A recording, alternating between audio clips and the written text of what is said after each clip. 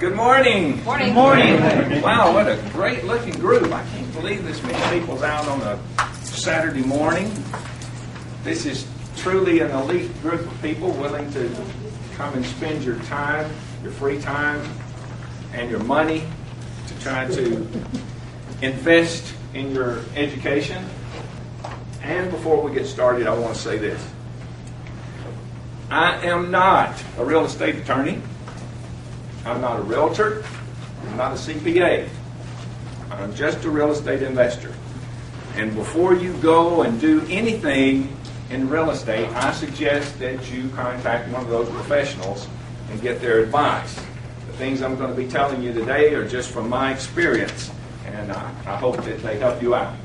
Starting today, we're going to be talking about buying property and using other people's money to buy property, some of those different techniques. Now, all of my training comes off of 7 different secrets of becoming a successful real estate investor. Yes, we know. The first of the 7 secrets is getting your mind right. The second one is seeking wisdom. And the third one is developing skills. That's the one that we're going to be talking about today, developing skills. And you can see the others are making detailed plans, taking massive action, forming great alliances, and being persistent. The skills in real estate investing, there are 5 of them. If you do not master these 5 skills, I promise you, you will not be a successful real estate investor. Those 5 skills are mining, finding good deals, money, finding money, maintenance, getting the property fixed up and ready to go, marketing, filling the property, not leaving that property sitting there empty costing you a lot of money, and then management. So if you do put someone else there, someone to rent the property, you need to be able to manage them. So let's talk about money today. There are a lot of different ways to finance buying real estate, investment real estate. The most common way is to go to a mortgage company and borrow the money. Other ways would be credit cards, investors, partners, sellers, banks, hard money, home equity lines of credit, and subject to notes and wraps. Today we're going to be talking about subject to and notes, buying property with subject to and notes, and we'll mention wraps because somebody's going to bring it up if I don't mention it anyway. Now, subject to, according to Carlton Sheets, who I respect, I think he's got some good training, Carlton says that subject to means to purchase a property subject to a mortgage on the property. The purchaser assumes no liability for the repayment of the mortgage debt. The only money that's at risk is the equity that you gain when you buy the property. The subject to technique is not new. It's been around for many, many, many years. People were teaching it when I started back in the early 70s. I bought my first property in 71, and I really got into this in 75, and subject to was a big thing then. It's not assuming a loan. Assuming a loan means you put your name on the loan, the bank goes to you for the money. In subject to, the loan stays in place. The seller really still owes the money. You've just agreed to pay the monthly payments on it. If there's a foreclosure on the property that you purchased subject to, it will not affect your credit because your name is not on the note to the bank. It will affect the seller's credit. So the buyer is not obligated to pay the bank loan, only a moral obligation, and if you don't pay it, you're going to lose your property. You're going to lose your equity that you've put together. There's some great benefits to the subject to. No credit check, no loan outs, no waiting, no stress. You can save thousands of dollars on closing costs. You don't have to have a survey, you don't have to have an appraisal, you don't have to pay point. Okay, you can save thousands of dollars in closing costs by using subject to because you're not creating a new loan, you're keeping the one. There's little or no cash needed. Probably you get a good interest rate if the original loan was a good interest. Whatever it is, you get to take it over. You can possibly get some cash at closing. It's an effective way to buy any type of property, not just single-family homes. You can buy raw land, commercial property, multi-family properties, shopping centers, hotels, whatever. You can buy those using subject to. It's safe and easy to set up. You have large profits potential. And the paperwork is very, very simple. We'll talk about how to do that in just a minute. But now, why would a seller ever agree to sell you something subject to a loan that they're going to still owe? Well, there's a lot of reasons. And because there's a lot of reasons, you have a lot of opportunity. Here's just a few of them. Foreclosure, sickness, death, divorce, job change. Maybe they're behind on their payments. Maybe they're just old and just want to get away. Excuse me. They have an immediate need for cash. Maybe they inherited the property and just don't know what to do with it and want somebody else to take it over. Maybe they had to move for some reason. The company may have moved them. They don't like the hassle with renters. And I can't imagine why they wouldn't want to have that, but that would be one reason that they might want to sell it to you. Maybe they're living in another part of the country. Now, if somebody moves to Los Angeles or Chicago or New York and gets a mortgage there, guess what? It's going to cost them a lot more than it cost here. So they probably were just getting by in their budget when they lived here, and so now they're living in New York, paying twice as much for that mortgage, and they still have the mortgage here. You think that might get them motivated? Maybe they'll want to get someone else making that payment. They're tired of the hassle, tired of dealing with renters, and there's hundreds of other reasons. That's just some of the main ones. So what I'm saying is motivated sellers are looking for ways, looking for creative ways to sell you the property. And if you're creative and know this technique, you can buy. Now, I know you've probably got some concerns. You've probably heard, oh my goodness, what about the due on sale clause? Can't the bank take the property back? Yes, they can. And what if you fail to make the payments? Well, now, if you don't make the payments, they definitely will take the property back. And then there's a concern about bank communications. How are you sure that the payments are being credited? Because you're paying the bank, but the bank is not sending you any information. Where are they sending it? To the seller. Now, some other concerns would be escrow concerns, and your insurance and taxes. Now, let's just talk about these for one at a time. Is this legal? That's a concern. Is it legal to do the subject to?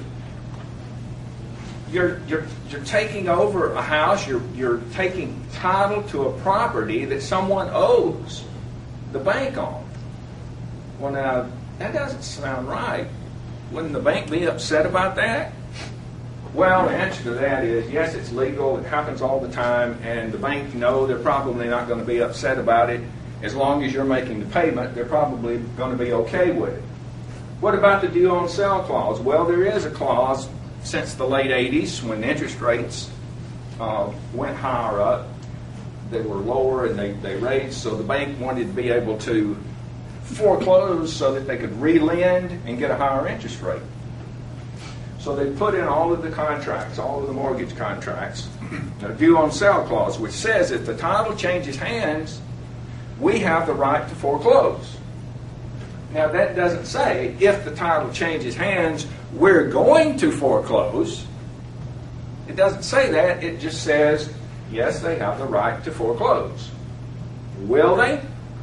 Probably not if you make the payments on time and if interest rates don't go way up. Now, let's say that you take over a mortgage on subject to, and the interest rate on that note is 6%. And let's say that we have an administration in Washington that's spending money and printing money and spending money and printing money, and the interest rate goes up to 19%. You think that's impossible, then you're not old enough to remember Jimmy Carter. It can happen, and if it does, if the interest rates go up to 19% and this loan is at 6%, do you think that would motivate the banks to foreclose? Well, yes, it would. Thank you, sweetheart. Yeah, I took it. I know what I don't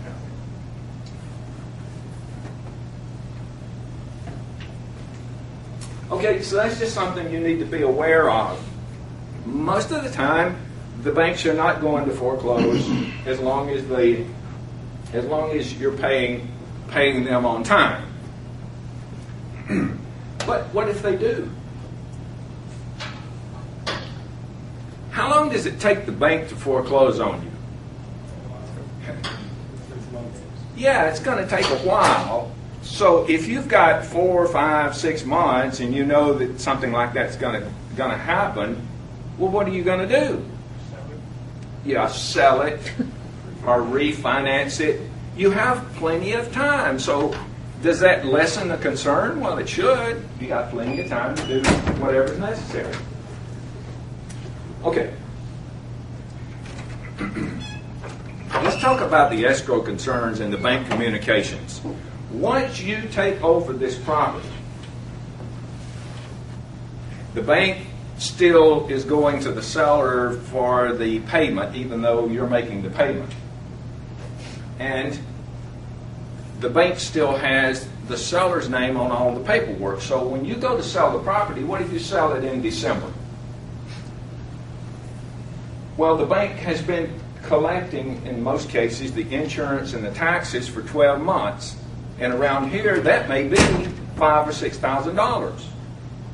Who's going to get the escrow check at closing? Who's the bank going to mail the check to? The seller. Whose money is it? That's a concern. That's a real concern. Anyway, there are certain things you can do to protect yourself. One of the things that I do is I have the seller write a letter. And they don't put a date on it. They just write a letter explaining to the bank that they have rented this property out and they've got a new company that's going to be doing the management. That company happens to be me. So now they've asked the bank to send all the correspondence or to accept any question from this new company, which is my company. I also have the seller tell the bank that they are living at a new address. Their new address is 6902 Shorebreeze Court. That's my house. So now the bank is sending them all of the paperwork, but where is it coming? It's coming to me. That way I know that it's being credited as it should be, and I also know what is the amount of the escrow so that I can get it when it comes time. Also, you have an insurance problem because the mortgage company wants to see that home insured by who they think the owner is. So you have to get yourself put on that insurance title as additional insured, so if it burns to the ground, the check will come to your house, but it will have their name on it and your name. So both of you will have to sign in order to get that check.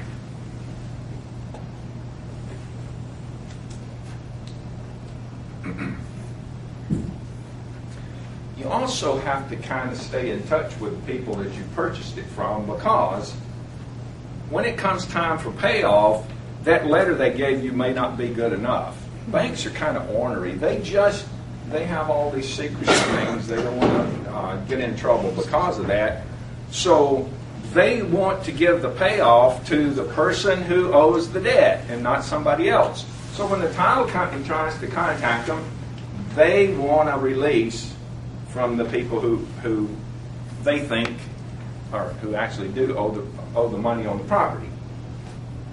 So what this means is this. as long as you own this property, you need to make and be friends with the people who sold it. Even if they moved to Houston or Chicago or New York or California, you need to know how to get in touch with them, because you may need them to contact the bank for you. And sometimes they'll disappear. They'll change their email address. They'll move. They won't tell you. Their number will change, and that can get tricky unless you really cover your bases. Now, this is critical. If during the negotiations to purchase this house subject to, someone says, I'm thinking about filing bankruptcy, this is over. We're not going to do this. Do not buy a house subject to from someone that you know is going to file bankruptcy. Because what's going to happen, probably, if it's within a certain period of time, you're going to get a letter from the bankruptcy court saying this is no longer yours. We're taking it back to give to the creditors. You don't want to buy a home subject to and fix it up and spend a lot of money and then have the bankruptcy court come and take it away from you. So I know you may think, oh, it was a good deal. Well, you don't want to take that chance. Now, if the bank decides that they want to take advantage of this due on sale clause, the federal government is going to punish them, because they're foreclosing on a property and they're taking it back. And for every property they have, let's say the note was $100,000. For every $100,000 of bad debt that the bank has on the books, they're not allowed to lend about 8 times that much. It's not exact, but somewhere around that. So how much is that? $800,000. So if a bank is foreclosing, taking all the due on sale clauses back, they'll eventually get to the point where they don't have any money to lend. They're in the business to lend money, so they really don't want it back. Okay? And also, the bank has to get permission from HUD in order to do that. And HUD hasn't ever given that permission. So they probably will at some time, depending on what happens to the interest rates. Money for payments. You have a choice. You can pay the mortgage or lose the property. Well, where do you get the money? Okay, where do you get the money? You can rent the property. You can sell the property. You can rent to own, or you can lease option.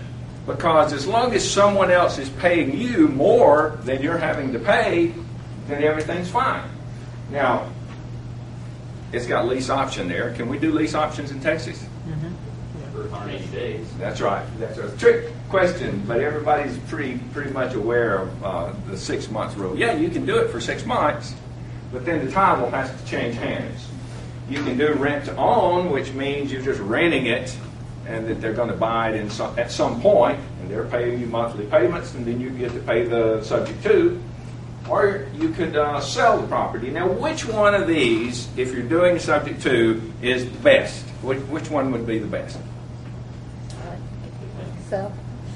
Sell is the right answer. And the reason is you've got all these problems. The seller may move out of state. You may lose them. You may have a problem with the bank finding out what the payoff is.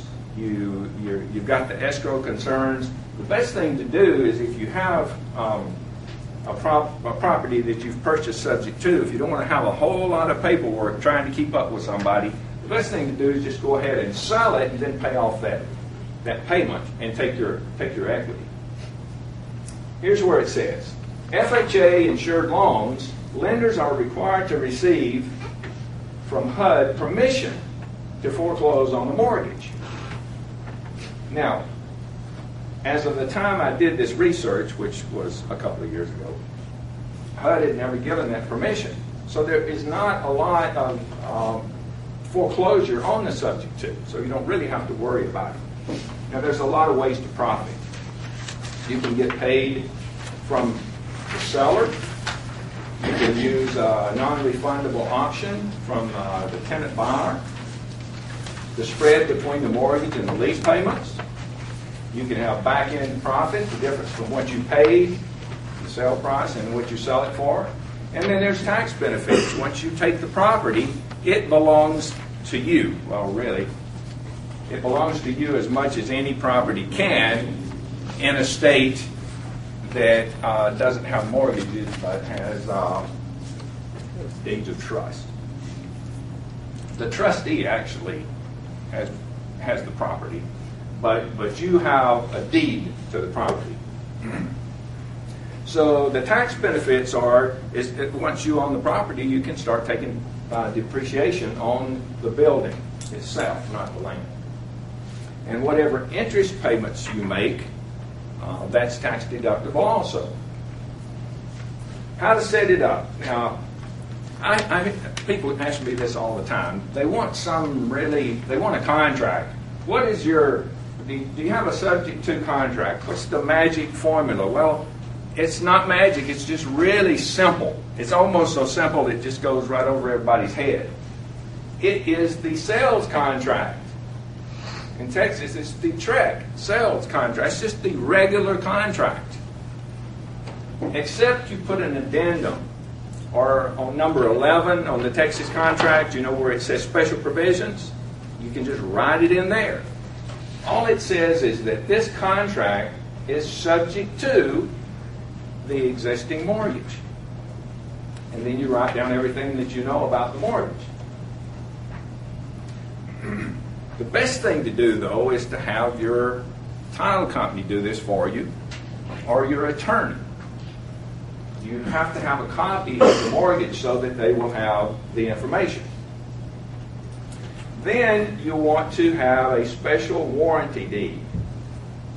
Special warranty deed, which moves the title from the seller to you. Now you own the property. You want to become listed as additional insured. You want the insurance policy to change to, say, a landlord policy. And you want to change the address of the seller to your address so that the bank is sending you all the information. Now, let's talk about routes. Can you purchase property? Now, this is a trick question. Can you purchase property with a wrap instead of a subject to? Yes, you absolutely can. Would you want to do that? Absolutely not. Because then you're paying the seller and expecting them to pay the note. Do you think they will? I don't think they will. Why do you think I think that? That's right. It will not work. You cannot do it. When you're buying property, you use subject to. When you're selling property, you use a wrap. And there's one word that can keep it in your mind why it works that way, and that's this: control. You want to be in control. When it comes to money, you better be in control. Because if you write somebody a check for $1,500 and say, oh, I know they're going to pay that $1,000 and keep the other $5,000, they're probably going to keep all $1,500. So you just stay in control. Now, in case you don't know what a wrap is, it's a wrap-around mortgage. It's a form of secondary financing for selling real estate, not buying. So if you have a property that's got a mortgage on it, and you want to sell it to someone else, then you make an agreement that they're going to pay you so much money. Let's say you owe $1,000 a month, and they're going to pay you $1,500 a month. So it's an all-inclusive. You've wrapped that in. They're paying you $1,500. Out of the $1,500, you're paying the mortgage, which you owe, and you're keeping $500, which they owe you. That's great. You've got control. You know that your mortgage is getting paid even though they own the property. You sold it to them on a wrap. Now, it's so simple that it's complicated. It's so simple it's hard to grasp. It can't be that easy. Well, it is. It's just the seller extends a junior mortgage, which is like a second. or a third, which wraps around a superior mortgage, which is the one that you owe, the big mortgage, that is secured by the property. It's that simple. If anybody ever, you can just go back to this. If anybody ever says wrap, go back and read that. It's that. Pure and simple. With a wrap, the seller, which is you, accepts a secured note for the amount due on the underlying mortgage plus an additional amount, which is paying you your profit. The buyer will make the monthly payments to the seller. The seller is responsible for paying the first loan, and if the buyer defaults, the seller has the right to foreclose. So if they don't pay me, I can foreclose. I'm in total control. I know exactly what's going on. Did that hit everybody? Everybody understand wraps now? I don't expect you to, but maybe you're closer.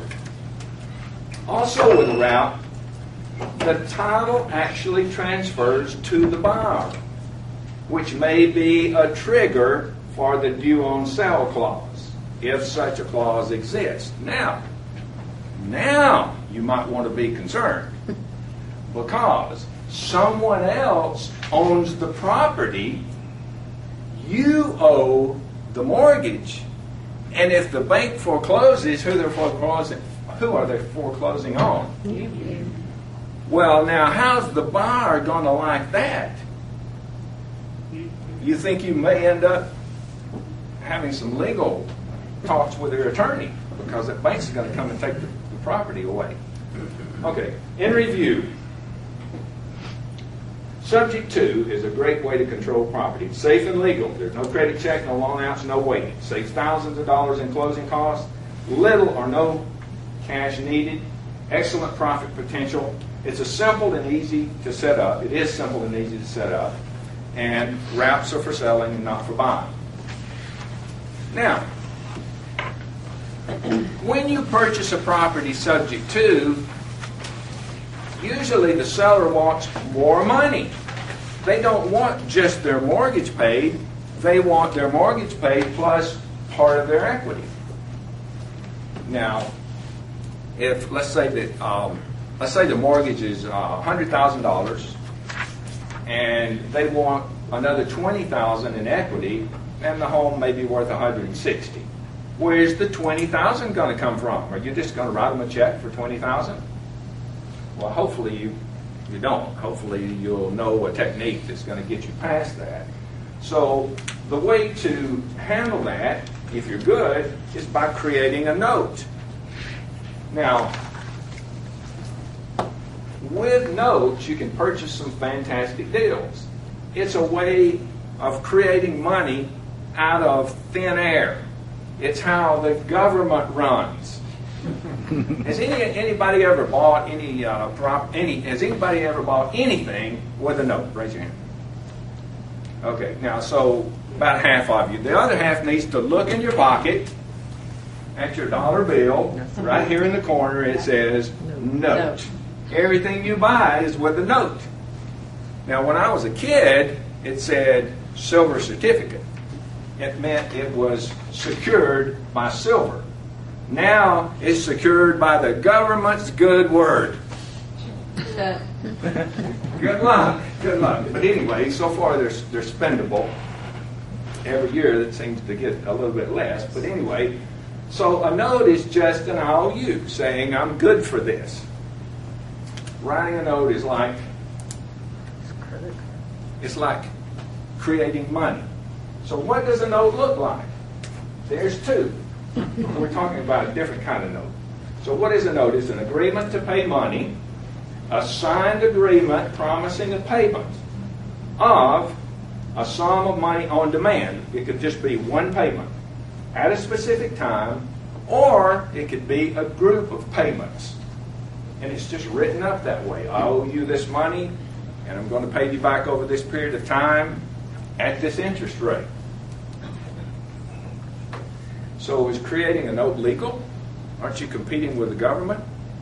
The answer is yes, you're competing with the government, but no, it's not illegal. It's legal.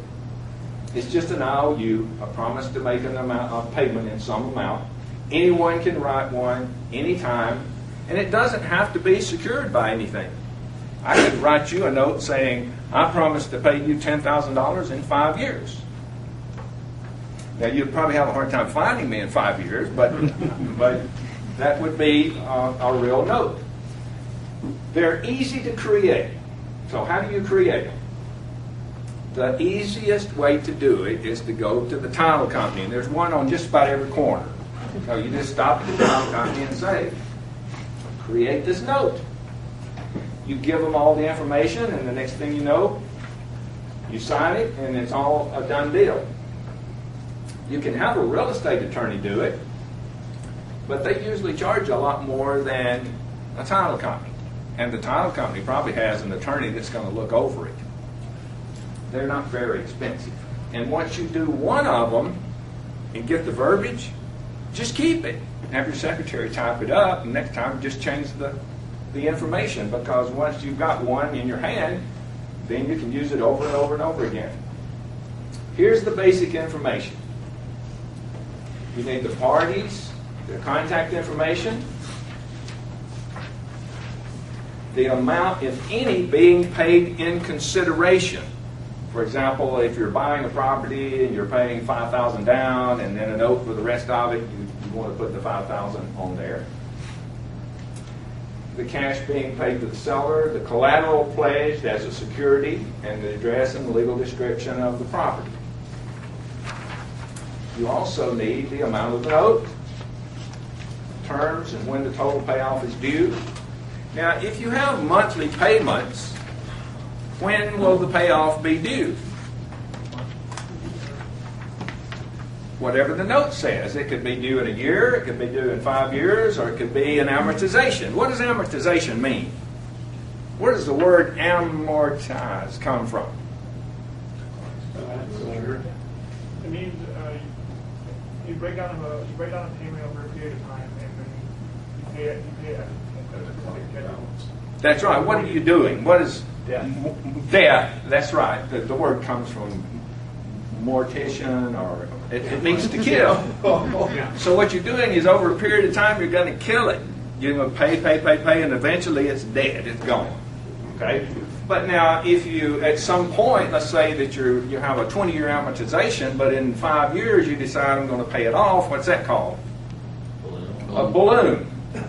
So you can have a 20, 30, 40, 50-year amortization so that it would take 50 years to pay it off, but in your notes you say, but in 5 years it all comes due. That's called a balloon. And if you ever have one of those, it's amazing how fast those 5 years go by. I mean, there it is due. Really, it doesn't seem like that long. Okay. Where the payments are to be made, and anything about a balloon, if there is a balloon. So what assurance does the seller have that you're going to pay them the note? Well, they have two assurances. One is they have a note and a deed of trust. Now in Texas, there are a lot of mortgage companies, but guess what? How many mortgages are there in Texas? None, because it's not a mortgage state. It's a deed of trust state. So it's everything that's filed or recorded are deeds of trust. There's no mortgages recorded. So, is the note recorded? No. Why is the note not recorded? It's a contract between well, it's nobody's business. It's a public record. You don't want everybody knowing what you paid and what's owed to you. I mean, somebody could go in and find some information on you that you don't want them to have. So the only thing that's recorded is the deed of trust. So, but wait a minute. How are they going to know what to pay you? If the note is not recorded, how's the title company going to know what to pay you? They're going to call you, because once it's recorded, there's a lien on that property. The title company has to clear the lien. So they'll call you and say, hey, I see you have a lien on this property. What is it? You say, I have a note. What's the payoff? So you're protected. You're protected. You don't have your information out in public record. and you've got a lien on the property which secures it. So you tell the buyer, don't worry, I'm going to give you a note, and there's going to be a deed of trust recorded at the courthouse so that if I don't pay you, you can foreclose. You can foreclose on the property. So, purchasing real estate with a note. First thing you need is a motivated seller. A motivated seller is receptive to techniques that will solve their problem.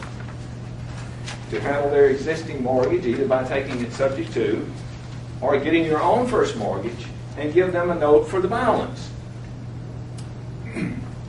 Or you could just give them a note for the entire amount and let them pay the mortgage, or maybe they don't owe a mortgage. If there's no mortgage present, you just give them the note for the entire amount. Now sometimes they may want some cash and a note. And that's a technique to find out how much cash they need and try to narrow that down and give them as small amount as possible. Sometimes you will have to come up with some cash. Second mortgages. Now, these are just some terms that you need to know. Do we have any second mortgages in Texas? Well, not recorded. We have deeds of trust. But mortgage companies, when they loan you money, they call it a mortgage because it's an amortized. What you have is an amortized payment. What does second mean, though? Why do you say it's a second? That's right, it's in a lower position than the first. It just means when it was recorded, because if the mortgage company records a lien, and then you record a lien, and then someone else records a lien, they're in third position, you're in second, and the mortgage company's in first. Now, even though, what if a mortgage company drags their feet and you go record yours first? You're in first position. Now, the mortgage company is not going to put up with that. They'll find out, and they're going to start raising some sand until you get it straightened out. But whoever records first is in first position. It's just in line. What position are you in? Now, the first position is the strongest position. If there is a foreclosure, the people in the first position may get some money back. People in the second, third, and fourth position probably won't get much if they get any at all. Nothing down. Nothing down means that you're going to buy someone's property and no money out of your pocket. Now, the techniques that we're talking about are nothing down techniques. You take their mortgage over subject to, and you give them a note for the rest. You have no money out of your pocket. Is that right? Kind of. If you get a home, what do you got to do? Fix it up. You got to fix it up. Yeah, you get rented out until you fix it up, and that costs money too.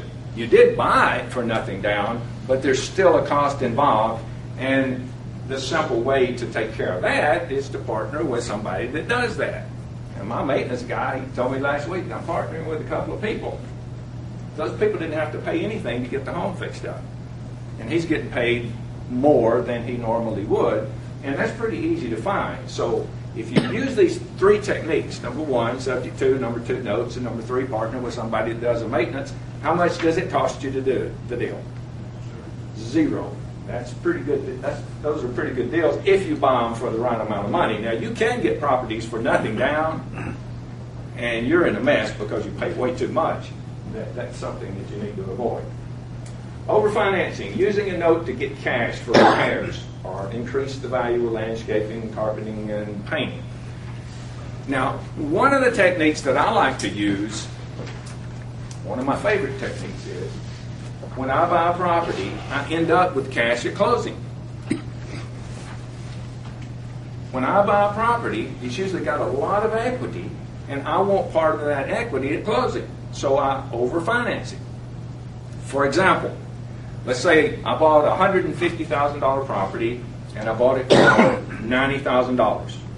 It's going to cost $10 to fix it up, which is $100, and I'll borrow $105. At closing, I get $5,000. Now, is that taxable money? No, it's a loan. It's a loan. It's money that I can spend for anything I want to. Is it spendable? I mean, can you use it? Is it like income? It is. Is it income? No. That's why it's loan proceeds. So if you learn that skill and can do it over and over and over again, you can make a pretty good living and not even have to ever pay any taxes. So you don't get so upset when the government spends all the tax money you didn't put any in. Buying back a note. Now this is a great technique. If you do not know this, this is worth your $35. This will make you wealthy. When someone sells a house that they've lived in for the last 7 or 8 years, what was that house to them? Was it important to them? Yes. What's it called? Your home is your Castle. You're buying their castle. And when somebody gets ready to sell their home, do they go to work and say, I'm going to sell my house? And does their friend at work say, well, what's it worth? What you going to get for it? And they say, I'm going to get $150,000. Well, you know something? That house may be worth $150,000 if it's got new carpet, the walls are painted, it has a new roof, and the plumbing's reconditioned, and maybe it needs a new air conditioning system. It may be worth $150,000, but the chances of them getting it's not very good. Do you agree? But if you can show them a way that they can get the $150,000 by using notes, by using creative financing, then you have taken this emotional attachment, this peer pressure away from them. They can go to work, say, I sold my house. What'd you get? $150,000. They're happy, okay? They're able to move to the other house, and you're paying them a little bit on the note every month, and they're happy. Well, in 2 years, where's their castle?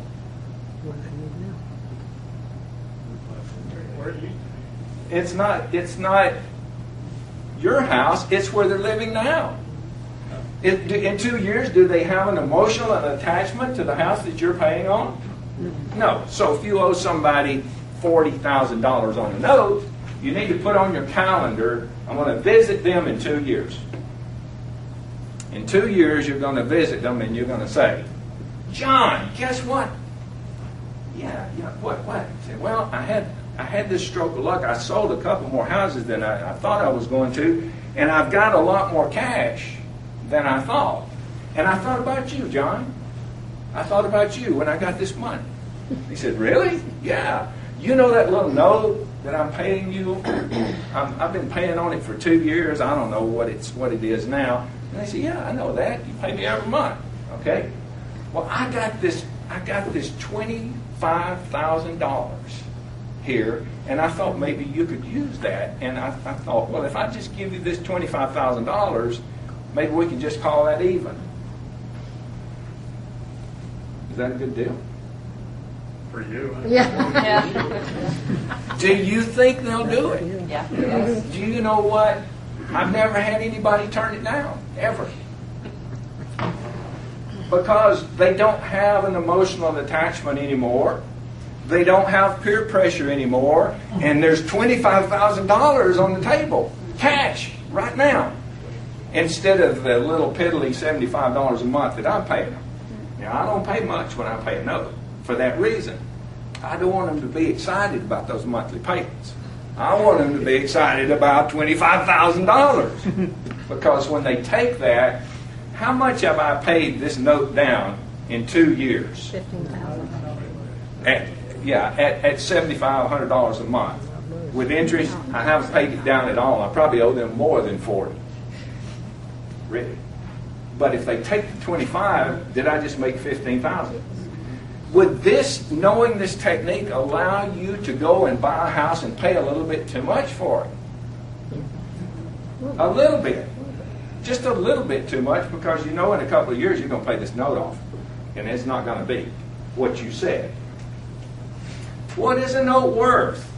How much is a $10,000 note, face value, worth? How many think it's $10,000? We got a smart group here. You're right. Because notes sell every day. You can go on the internet and buy a $10,000 note for $4,000 or $5,000 or $6,000. The market value for a face value on a note is not very good.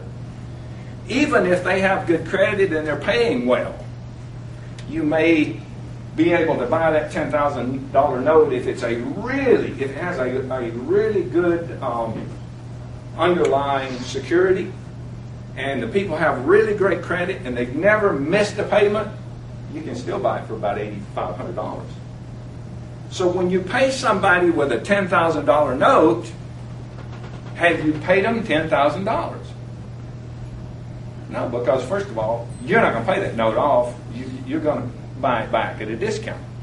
You're going to buy it back. You know that up front. And the time value of money. $1 today is not worth the same as $1 10 years from now. If I said, I'm going to give you $10 right now or $50 in 10 years, what are you going to take? Yeah. Well, of course. Because it's called the time value of money. And if you understand the time value of money, it makes you a much better real estate investor. So what a note's worth depends on the interest rate, the position, the amount, the payments made, the strength of the credit of the maker, the collateral, the amortization, and time value of money. Now, I just explained it, but let me just make another example. When you win the lottery, they give you two choices. It's the $40 million lottery, but you go in there and say, well, you don't get $40 million today. Did you know that? You don't get $40 million today. If you want it today, it's just $15 million. That's how it works. A $70 million lottery. Oh, well, no, it's not that much today. The $70 million is over the next 20 years. But still, that'd be pretty good. I'd like to do that. But that's because the lottery people know the time value of money. So, a lottery gives you a choice of receiving $1 million over 25 years or $500,000 today. Which would you want? If you're smart, you'd want the cash, because you could take that cash and turn it into a lot more. The longer you have to wait for money, the less it's worth. Money today has more value than money in the future. So I just did that example. Which is better? Now I want you to answer this. Just think about this really hard. Which is better, to receive $1,100 in a year or $1,610 in 5 years, or $500 in 5 years and $181 a month from now to then? Which is better? Who knows the answer? Raise your hand if you know the answer. Well, I don't know the answer either, because that would be very difficult to figure out. But if I wanted to know the answer, I would use a financial calculator. Now, if you're doing notes, you need to know how to use a financial calculator. They're all over the internet. You can, if you have a little internet computer that you carry with you, you don't need one of these. But the calculations on these things are so complicated that it literally takes it 2 or 3 seconds to figure it out. Now, if you buy a calculator at the Dollar Tree, Texas Instruments, and you go 75 times 365, you hit it instantly. Right there's the number, right? But these calculations are so complicated that when you put them in and push figure it, the thing's going and then it tells you the number. Now, that should give you an idea of how difficult it would be to try to figure that out. And you cannot figure it out using a regular calculator. So what you need to find is one that have these keys. The keys say N, the number of payments, as yearly interest, PMT for payment, PV for present value, FV for future value. And those, you can see that these little keys right here are a different color. If the calculator does not have those keys, it's not the financial calculator that you want. But by learning to use this, you can go in and purchase a home from somebody who's been paying on a note at 8% interest, $568 a month. It was originally a $40,000 note. They've been paying on it for 4 years and 6 months. You can punch that in and you can know to the penny what they owe today, to the penny. Now, that's some pretty powerful information, and you really need to know how to make that work. But I can tell you this, when you get this, you're going to start scratching your head. You're going to think, man, this is really difficult to get to work right. So that's why I put Calculator Power by John Richards. When you were in the 4th grade, the teacher sent you home and made you work problems, right? Multiplication, division, and before long you got to so you could do multiplication and division. When you get this, you need to buy that book. Now, John's passed away, but he still has a website, Noteworthy. Noteworthy is the website. It's Noteworthy Magazine. And I think the book's $19. But it gives you problems, and then it tells you the answers. You need to go through that whole book and really get a grasp of this, and you'll just be surprised at the things that you can do with the time value of money once you understand how it works. Okay, taking notes, using notes to sell property. Now, it's so much easier to sell a property if the people do not have to come up with a big down payment. Right now, the government's paying $8,000 to a couple who purchases a house if they haven't had one in, I think it's 3 years. So, maybe they don't have any money for a down payment, but they got great credit, they got a good history, they're a good possibility, they're willing to pay you the whole amount, but they need $8,000 in order to close this deal. Showing that it was paid, you need to do something, because if they owe you $40,000 and they owe the first mortgage of $120,000 and they're not paying that, your 40 is about to go up in smoke. Stay in touch with the payer. Use a foreclosure attorney. If they don't pay you, foreclose on them. Get the property foreclosed on. Oh, now, most people that don't pay are used to renting property. They rent property and they know they're going to get a 3-day letter, and then they know that they got to go to court, and they know that they got another week, and maybe they'll pay you the day before the constable comes. They know that because they've done it a lot. That's their way of living. So now you are taking money from them on a note, and they're the same people. But they don't know that it takes 4 months to foreclose or 6 months. They don't know that.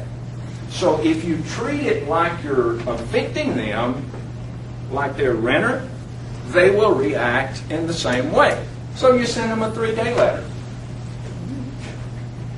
Send them the same letter as if they were a renter. And try to make it feel to them as though they're going to have to be out in a month instead of 5 months. I tell you what, if they ever know that it's going to take 4 or 5 months, they're going to live there for free for the next 4 or 5 months. Who gets the property if it's foreclosed on? You have the first lien. It's split. Trustee. The trustee sells the property. Do you get it if you're the first lien holder? If you're the highest bidder. Only if you're the highest bidder. You get paid, but you don't get the property. And most people think of that differently. They think, well, I'm going to foreclose and get the property. You'll only get the property if you go to the auction and you bid what's owed. That's what banks do. If you ever go to the auctions, you'll be there to make your offer, and the bank will be standing there, and if they're owed $150,000, they'll bid $150,000. What if they say, well, maybe I have a better chance of getting it at $160,000? You think a bank would bid $160,000? No. Well, no. What if the bank says, well, I may have a better chance if I bid $20,000? What's the bank going to bid? They're going to bid what you do. That's what they're going to bid. And if they don't show up or they get lost or whatever, then you may get it for less than the first mortgage, but most of the time the bank's going to get it back. But if you're the first mortgage holder, do you have to bid what is due you at the auction? You have it. No. No. No. What if you don't? Take a loss. If you're going to get it, doesn't matter. If you're the winner, it doesn't matter. But what if you're owed 150? Somebody comes in and bids 120. Okay, how much are you going to get paid? 120. That's all that's there. Whatever they bid is what you're going to get. So if you want to get your money back, you've got to go in and bid what's owed you and hope somebody else bids more. Now, are you going to get the more? No. You're going to get what's owed you.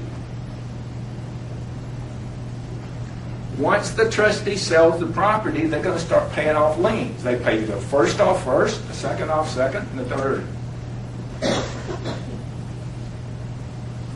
So you need to understand how this works in order to be able to do this.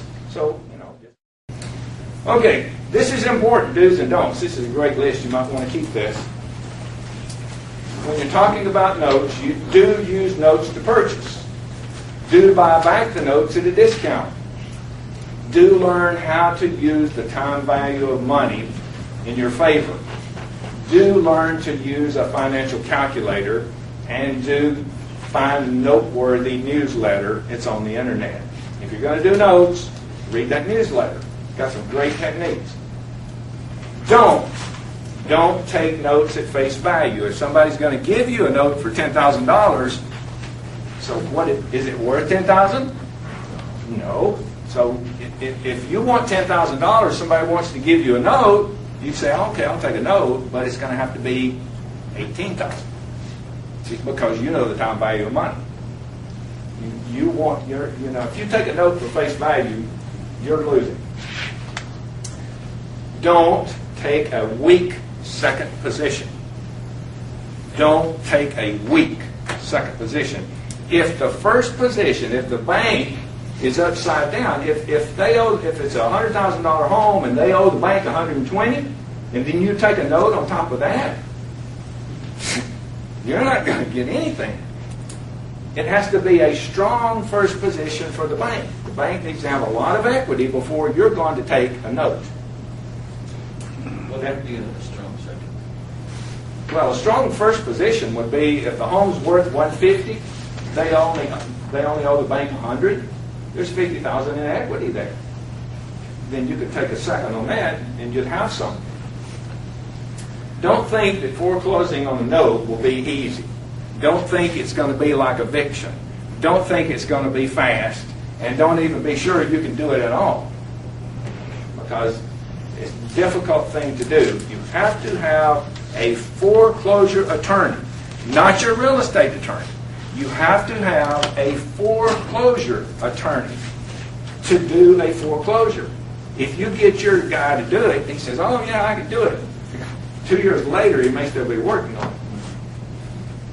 Don't, now this is big, ever buy a note if you do not know what you're doing. You will absolutely be taken. You will absolutely, if you don't know. I've had people say, oh, I found this $10,000 note that I could buy for $4,000. That's probably not worth 50 cents.